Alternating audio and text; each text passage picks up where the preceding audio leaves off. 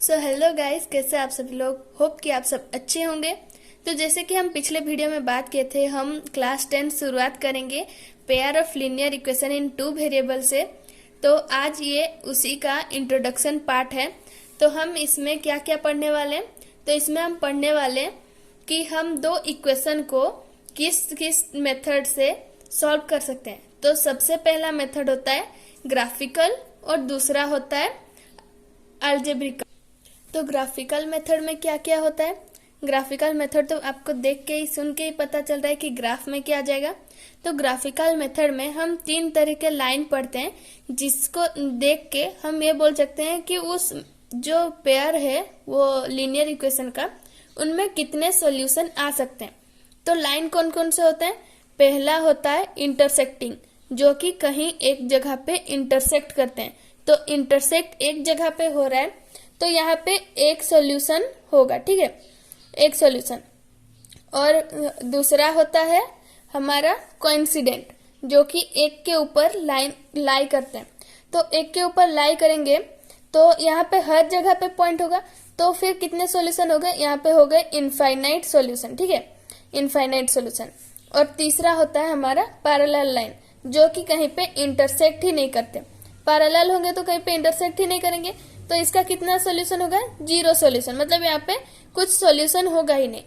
तो हम अगर ऐसे भी ना देखें, तो ग्राफ अगर ना बना के हम पता करना चाहें कि कितना सॉल्यूशन आएंगे, तो उससे कैसे करें। अगर हम इंटरसेक्टिंग लाइन को देखें तो यहाँ पे दो इक्वेशन होगा, जो कि a1 plus a1x plus b1y और एक होगा इक्वल टू c1, ठीक है। और दूसरा इक्वेशन हो जाएगा a2x plus b2y equal to c2। तो यहाँ से हम ये दोनों इक्वेशन को यूज करके देखना, सभी के लिए एक फॉर्मूला निकालेंगे, जो कि हम बिना ग्राफ का यूज किए भी हम पता कर सकते हैं कितने सोल्यूशन आएंगे। तो कैसे पता करेंगे कि वो इंटरसेक्टिंग है या कोइंसिडेंट है या फिर पैरेलल है। तो इसका एक फॉर्मूला है, जैसे कि a1 बाई a2, मतलब जो कोफिशिएंट ऑफ x, मतलब दोनों जो इक्वेशन का कोफिशिएंट ऑफ x है उनको डिवाइड कर देंगे। और वो अगर y के कोफिशिएंट को डिवाइड करने से जितना आता है उतना के साथ इक्वल ना हो, ठीक है, इक्वल ना हो, तो वो होगा हम लोग का इंटरसेक्टिंग।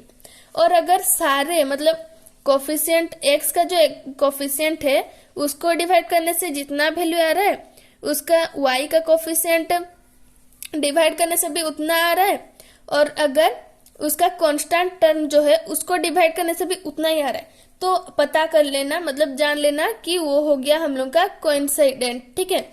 मतलब बहुत सारे उसके सॉल्यूशन आएंगे, कोइंसिडेंट होगा। और अगर पैरेलल पता करना है तो पैरेलल में क्या होगा ना, a1 बाई a2, ठीक है, a1 बाई a2 मतलब x के कोफिशिएंट जो होंगे वो y के कोफिशिएंट से डिवाइड करने से सेम आएंगे, बट जो c है मतलब जो कांस्टेंट टर्म है वो उनके इक्वल नहीं आएंगे, ठीक है।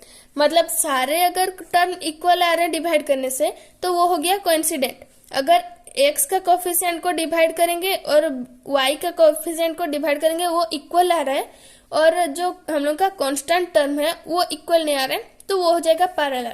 और अगर कुछ भी मतलब c में मत जाना, सबसे पहले a1 और a2 x के कोफिशिएंट और y के कोफिशिएंट को पहले देखना, और वो दोनों भी इक्वल ना आए तो जान लेना कि वो इंटरसेक्टिंग लाइन है। तो इस तरह से हम लोग का ग्राफिकल में हो गया। और अब आएंगे हम अलजेब्रिकल में, ठीक है। और हाँ, इसमें एक और चीज छूट गया कि इंटरसेक्टिंग लाइन को हम बोलते हैं कोइंसिडेंट, ठीक है, कंसिस्टेंट लाइन। तो हम इंटरसेक्टिंग को भी कंसिस्टेंट बोलते हैं, और जो हम लोग का कोइंसिडेंट है उसको भी हम कंसिस्टेंट ही बोलते हैं। मतलब जिस पेयर का मतलब सॉल्यूशन निकलता है उसे हम कंसिस्टेंट बोलेंगे, और जैसे पैरेलल में आंसर नहीं आता, कोई सॉल्यूशन नहीं होता है, तो उसे हम इनकंसिस्टेंट बोलेंगे, ठीक है। और एक हाँ, ये सिलेबस में तो एक चीज है जो सिलेबस में नहीं है बट पूछ देता है कभी कभी कि डिपेंडेंट लाइन कौन सा है। डिपेंडेंट लाइन ये होता है जो इनफाइनाइट सॉल्यूशन जिसका होता है, मतलब कोइंसिडेंट जो है वही डिपेंडेंट भी है, क्योंकि उसे सॉल्यूशन के लिए उसे डिपेंड होना पड़ता है दूसरे लाइन के ऊपर, इसलिए वो डिपेंडेंट है। ठीक है, तो ये था हम लोग का ग्राफिकल मेथड। अब जाएंगे हम अलजेब्रिकल मेथड। तो अलजेब्रिकल मेथड हम लोग के नए सिलेबस के हिसाब से दो तरह का है, हम पढ़ने वाले हैं। एक है सब्स्टिट्यूशन और दूसरा है एलिमिनेशन। पहले एक, और वो जो हम लोग के सिलेबस से हटा दिया गया है वो है क्रॉस मल्टीप्लिकेशन, जो कि थोड़ा सा टफ था, तो तुम लोगों के लिए अच्छी बात है कि वो थोड़ा सा हटा दें। वैसे कुछ ज्यादा भी टफ नहीं था, बट उसको छोड़ते हैं अभी। अब चलते हैं हम सब्स्टिट्यूशन और एलिमिनेशन, जो कि मैं आपको क्वेश्चंस के साथ सॉल्व करके बताऊंगी। जैसे एलिमिनेशन से पता चल रहा है कि कुछ एलिमिनेट करना है, और सब्स्टिट्यूशन से कुछ सब्स्टिट्यूट करके हमें आंसर निकालना है। तो एक क्वेश्चन में लिखती हूँ, उसे हम सॉल्व करके पता करेंगे कि सब्स्टिट्यूशन कौन सा है और एलिमिनेशन कौन सा है। तो हम बुक से ही एक इक्वेशन उठाते हैं, जो कि एक्सरसाइज 3.3 का हम क्वेश्चन नंबर 1 का फर्स्ट बिट ही लेते हैं, जो कि थोड़ा सा इजी इक्वेशन है उसका। तो क्या इक्वेशन है, x plus Y equal to 5, जो कि इक्वेशन नंबर 1 है हमारा, और सेकेंड इक्वेशन है 2x minus 3y equal to 4, equation 2। तो हम इससे पहले एलिमिनेशन मेथड से सॉल्व करके देखते हैं। ठीक है, तो एलिमिनेशन में कुछ एलिमिनेट करना पड़ेगा। तो यहाँ पे जैसे कि हमें दिख रहा है कि ये माइनस में है और ये प्लस में, तो हम इसे मतलब बिना कुछ एडिशन सब्ट्रैक्शन के काट सकते हैं। तो अगर यहाँ पे हम 3 मल्टीप्लाई कर दें तो -3 + 3 तो डायरेक्ट एलिमिनेट हो जाएगा। तो हम यहाँ पे क्या करेंगे, इक्वेशन 1 में 3 मल्टीप्लाई कर देंगे। तो मल्टीप्लाई होगा तो पूरा के साथ ही मल्टीप्लाई होगा, एक के साथ तो नहीं होगा ना। तो यहाँ पे हो गया 3x plus 3y equal to 5 3 = 15। ठीक है, ये हो गया हम लोग का ये जो इक्वेशन 1 है, हम उसमें 3 मल्टीप्लाई करके हम एक नया इक्वेशन बना दी। और अब इक्वेशन 2 में तो कुछ मल्टीप्लाई करना ही नहीं है, क्योंकि हम तो इसी को ही हम माइनस कर सके, इसलिए यहाँ पे मल्टीप्लाई किए। तो वहां पे 1 मल्टीप्लाई करना है। ठीक है, तो 1 मल्टीप्लाई करने से सभी का वैल्यू सेम ही रहेगा। तो ये हो गया -3y इक्वल टू 4। ठीक है, तो यहाँ पे हम प्लस करेंगे साइन, तो यहाँ पे सभी का सेम ही रहेगा। अगर हम माइनस कर देते, ठीक है, अगर हम माइनस साइन लेते तो इसका वैल्यू पॉजिटिव है तो माइनस प्लस माइनस हो जाता, यहाँ पे नेगेटिव है तो माइनस माइनस प्लस। देखो यहाँ पे एक मेन प्रॉब्लम होता है कि हम यहाँ पे अगर माइनस करेंगे तो सभी का वैल्यू नहीं चेंज होगा, मतलब सभी का साइन चेंज नहीं होगा, बस नीचे में जो इक्वेशन रहेगा उसी का ही चेंज होगा, इसे ध्यान में रखना।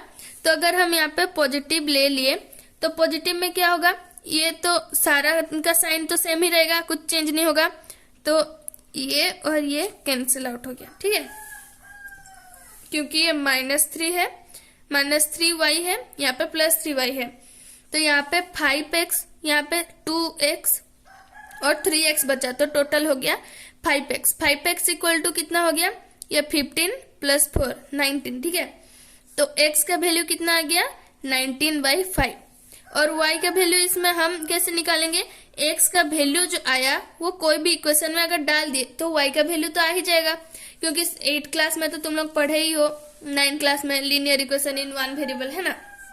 तो वही करेंगे, x का वैल्यू अगर 19/5 आया तो मैं इक्वेशन 1 थोड़ा सा सिंपल है तो उसमें मैं डाली हूँ, तो y को इधर छोड़ देंगे और 5 से माइनस कर देंगे 19/5, क्योंकि यहाँ पे पॉजिटिव था तो उधर जाएगा तो नेगेटिव हो ही जाएगा।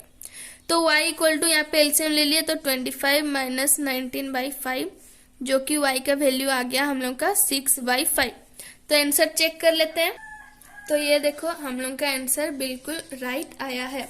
तो हम जो भी मेथड से करें आंसर तो सेम ही आना चाहिए, है ना। तो अब एलिमिनेशन मेथड से हम लोग का ये आया, तो अगर हम लोग का एलिमिनेशन मेथड से ये आंसर आ रहा है तो जरूर ये आंसर हम लोग का सब्स्टिट्यूशन मेथड में भी आना चाहिए, है कि नहीं, क्योंकि जिसे भी तरह से करो आंसर तो सेम ही आएगा ना। तो हम ये कर लिए, अब चलते हैं सब्स्टिट्यूशन मेथड के तरफ, देखते हैं सेम आंसर आता है या नहीं। तो हम सब्स्टिट्यूशन मेथड में भी वही इक्वेशन लेके कर रहे हैं। जो कि हम लोग का इक्वेशन 1 था x plus Y equal to 5 और दूसरा था 2x minus 3y equal to 4। ठीक है, तो यहाँ पे कुछ हमको एक सब्स्टिट्यूट करना पड़ेगा। तो अगर हम एक जैसे कि इक्वेशन 1 को ही ले गए तो x plus Y equal to 5 जो है, अगर हम x का वैल्यू 5 माइनस वाई लिखें, सेम ही थिंग है ना, क्योंकि यहाँ पे प्लस है उधर जाएगा तो माइनस ही होगा, तो x का वैल्यू तो ये आ जाएगा। तो इसे हम इक्वेशन 3 कर देते हैं। ठीक है, इक्वेशन 3 को इक्वेशन 2 में पुट करो, क्योंकि अगर हम इसी में पुट करेंगे तो सब कैंसिल आउट हो जाएगा, है ना। तो इसीलिए हम यहाँ पे नहीं पुट करेंगे। मतलब जो भी इक्वेशन को तुम लेके इसे सॉल्व कर रहे हो, मतलब जो भी इक्वेशन का तुम सिंपल फॉर्म निकाल रहे हो उसे तुम उसी इक्वेशन में ही मत पुट करना, नहीं तो सब कैंसिल आउट होके 0 बच जाएगा। जो भी इक्वेशन से, जैसे हम यहाँ पे 1 को सॉल्व करके ये निकाले हैं तो हम 1 में उसे पुट नहीं करेंगे, उसे 2 में पुट करेंगे। तो इसे हम 2 में पुट करें तो क्या आंसर आएगा, जैसे 2x minus 3y equal to 4 है हम लोग का इक्वेशन, तो उसमें x के जगह में हम इसे पुट करेंगे तो 2 इंटू टोटल के साथ मल्टीप्लाई होगा 5y, ठीक है, माइनस 3y इक्वल टू 4। तो सारा y में ही आ गया। ठीक है, सारा y के फॉर्म में आ गया, तो फिर से हम लोग का लीनियर इक्वेशन इन 1 वेरिएबल बन गया। तो अब तो हम इजीली कर सकते हैं इसे सॉल्व। तो इसे मल्टीप्लाई करने के बाद हो जाएगा 10 minus 2y minus 3y equal to 4। तो यहाँ पे minus 5y equal to minus 6, है ना, ये प्लस है उधर जाएगा तो माइनस होगा, जैसे 4 माइनस 10 होगा, तो वो तो नेगेटिव आएगा क्योंकि बड़े के आगे माइनस है, तो माइनस 6 हो गया। तो y का वैल्यू आ गया माइनस 6 बाय माइनस 5, जिसमें माइनस माइनस कैंसिल हो जाएगा, तो y का वैल्यू हो गया 6 बाय 5। और अब इसी को हम दोबारा से कोई इक्वेशन में डालने नहीं जाएंगे, क्योंकि x का वैल्यू हमें पहले से ये है बोलकर पता है, तो हम ये y को बस यहाँ पे पुट कर देंगे। तो यहाँ पे हो जाएगा x equal to 5 minus Y है हम लोग के पास, तो x का वैल्यू क्या करें, 5 माइनस 6 बाई 5 कर देंगे, है ना। तो 5 5 से कितना होता है 25 माइनस 6 बाई 5 हो गया, तो कितना होगा 6 माइनस करेंगे तो इसका वैल्यू हो गया 19 बाई 5। तो x का वैल्यू हम लोग का आ गया 19 बाई 5 और y का वैल्यू 6 बाई 5, जो कि हम पहले भी निकाल चुके हैं एलिमिनेशन मेथड से।